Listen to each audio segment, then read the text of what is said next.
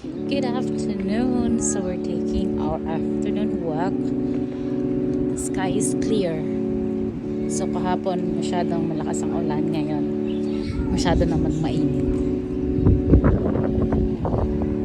So ako munang maglalakad-lakad kay baby habang si Cecilia ay may ginagawa.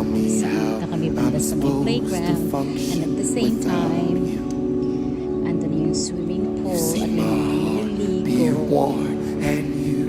As usual, mga bata.